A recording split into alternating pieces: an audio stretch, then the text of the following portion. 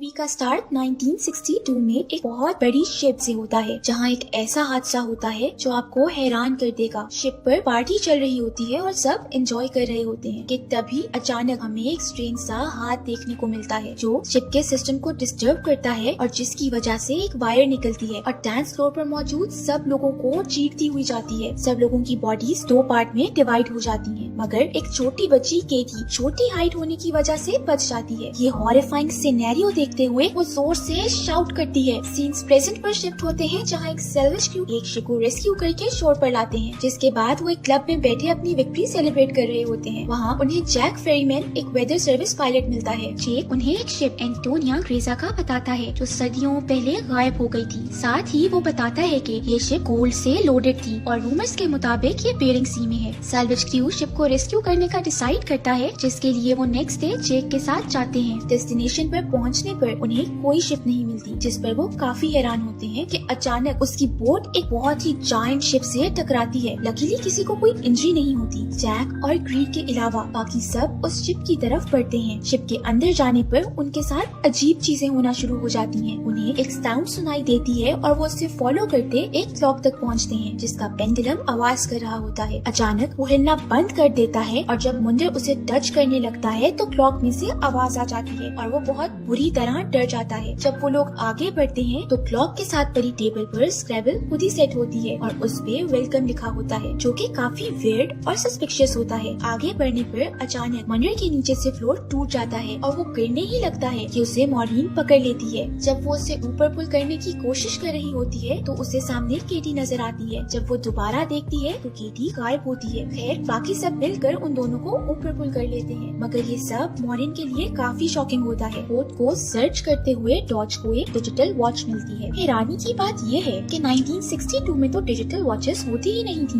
Murphy इस चीज को ये कंक्लूजन दे के कवर कर देता है कि शायद उनसे पहले भी कोई इस शिप को कॉन्कर कर चुका है। शिप का मैनुअल लेके वो लोग वापस अपनी बोट पर चले जाते हैं। रात जब मॉर्निन अकेली होती है तो जेक उसके पास जाता है, जहाँ मॉर्निन बताती है कि उसने शिप पर एक बच्ची देखी थी। जेक इसे मॉर्निन का हेलुसिनेशन बताते हुए उसे आराम करने का कहता है। नेक्स्ट मॉर्निंग क्रू को पता चलता है कि शिप में एक बहुत बड़ा होल है और वो सिंक कर रही है। सब मिलके उसे 3 डेज में रिपेयर करके अपने साथ ले जाने का डिसाइड करते हैं, जिसके बाद वो फौरन काम पे लग जाते हैं। मॉर्निन एक्सप्लोर करते हुए स्विमिंग पूल एरिया में जाती है, जहाँ स्विमिंग पूल के अंदर उसे बुलेट शेल्स देखने को मिलती हैं, जो उसे थोड़ा डिस्टर्ब कर देती हैं। वो वापस ऊपर की तरफ जा रही होती है कि उसको फिर से केटी नजर आती है और वो डर के नीचे गिर जाती है, जिससे उसका सर जोर से लगता है और ब्लीडिंग भी होती है। जब वो उठती है तो स्विमिंग पूल उसका ब्लड अब्सॉर्ब कर लेता है। उसे अपने सामने केटी की जगह जेक मिलता है, जो उसे वहाँ से निकाल के ले जाता है। उनके पीछे से हम देखते हैं कि स्विमिंग पूल ब्लड से भर गया है और उसके अंदर डेड बॉडीज हैं, जो काफी स्केरी होता है। वहीं दूसरी तरफ मर्फी शिप के कैप्टन का रूम एक्सप्लोर कर रहा होता है, जब उसे वाइन का ग्लास नजर आता है। मर्फी सिप लेने के लिए ग्लास उठाता है तो सामने मिरर में उसे कैप्टन वाइन पीता नजर आता है, जिससे वो बहुत डर जाता है और वाइन का ग्लास उसके हाथ से गिर जाता है। सीन्स वापस मॉर्निन और जेक पे शिफ्ट होते हैं, जो लॉन्ड्री रूम से गुजरकर इंजन रूम का डोर ओपन करते हैं तो पानी की तेज लहर उनकी तरफ आती है, जिसके अंदर डेड बॉडीज भी होती हैं। दोनों बहुत डर जाते हैं। जब वापस आने के लिए उसी गेट की तरफ जाते हैं जिससे वो आए थे तो वो लॉक्ड होता है। फिर जो डोर उन्होंने खोला था वो उसकी तरफ बढ़ जाते हैं। सीन्स क्लियर पर शिफ्ट होते हैं, जिससे फ्रांसिस्का की आवाजें आ रही होती हैं। फ्रांसिस्का 1962 में शिप पर लाउंज सिंगर थी। जब ग्रीड आवाज फॉलो करते आगे बढ़ता है तो उसे कुछ नहीं मिलता, मगर हमें फ्रांसिस्का देखने को मिलती है। जेक और मॉर्निन बाकी क्रू को ढूंढ रहे होते हैं, जिस दौरान वो एक रूम में पहुंचते हैं और वहाँ उन्हें बहुत सा गोल्ड मिलता है। जब वो बाकी क्रू को इन्फॉर्म करने निकलते हैं तो उन्हें लॉन्ड्री रूम में से आवाजें आती हैं। मॉर्निन अंदर जाके डिस्कवर करने की कोशिश कर रही होती है कि व्हाइट शीट में से कुछ हिलता है और मॉर्निन को फॉलो करने लगता है। वो डरती हुई बाहर निकलती है तो उसे पता चलता है कि वो और कोई नहीं बल्कि उसी के पार्टनर्स हैं। मॉर्निन सारे क्रू को लेके गोल्ड के पास पहुंचती है, जो कि बहुत ज्यादा होता है, जिसके बाद ये सब डिसाइड करते हैं कि इस शिप को यहीं छोड़ के बस गोल्ड लेके यहाँ से जितनी जल्दी हो सके निकल जाएंगे। फिर वो सब गोल्ड को अपनी बोट में लोड करना शुरू हो जाते हैं। जब सांतोस बोट स्टार्ट करने के लिए इंजन साफ कर रहा होता है तब खुद से ही सिलेंडर ऑन हो जाता है। ये सब केटी देख रही होती है और वो मॉर्निन को वार्न करने की भी कोशिश करती है, मगर कोई उसे आकर रोक देता है। फिर बोट स्टार्ट कर देता है, जिससे ब्लास्ट होता है और सैंतोस जलकर मर जाता है और ये सब इसी शिप पर स्टक हो जाते हैं। मॉरीन को अब और कुछ नहीं बल्कि केटी वाली मिस्ट्री सॉल्व करनी है, जिसके लिए वो उसे ढूंढने लग जाती है और फाइनली उसे केटी का रूम मिल जाता है। वहीं दूसरी तरफ डॉज और मंडे को किचन में खाना मिलता है, जो पहले तो बहुत टेस्टी लगता है, लेकिन कुछ ही टाइम में उन्हें रियलाइज होता है कि वो इंसेक्ट्स खा रहे हैं, जिससे वो बहुत डर जाते हैं और वॉमिट कर देते हैं। मॉरीन जब केटी का रूम एक्सप्लोर कर रही होती है तो उसे वहाँ केटी की बॉडी लटकी हुई नजर आती है, जो कि अब स्केलेटन में बदल चुकी होती है। मॉरीन बहुत डर जाती है। वहीं दूसरी तरफ ग्रीड के साथ कुछ बहुत ही वियर्ड होता है। वो जिस रूम में होता है वहाँ अचानक सब चेंज होने लग जाता है और वापस 1962 में बदल जाता है, जब वो शिप बिल्कुल ठीक थी और सब पार्टी कर रहे थे। ये सब देख के ग्रेयर को कुछ समझ नहीं आता और वो शॉक हो जाता है। सीन्स मर्फी पे शिफ्ट होते हैं, जो कैप्टन के रूम में अफसरदा बैठा होता है कि अचानक उसके पास पड़ी वाइन की बोतल हिलने लगती है। मर्फी के सामने कैप्टन बैठा होता है, जो उसे वाइन देता है। मॉरीन केटी की डेड बॉडी से नेकलेस उतार के देख रही होती है कि जब पीछे से केटी की रूह आ जाती है। जब मॉरीन नेकलेस उसके हाथ में देती है तो वो उसके हाथ के बीच से निकल जाता है, जिस पर मॉरीन के अंदर जो थोड़ी सी होप थी वो भी टूट जाती है। मॉरीन को यकीन हो जाता है कि केटी सच में एक गोस्ट है। सीन्स वापस मर्फी पे जाते हैं, जहाँ कैप्टन उस पे बहुत शॉकिंग चीजें रिवील करता है। मर्फी को पता चलता है एक लॉरेलाई नामी शिप का, जिसका गायब होना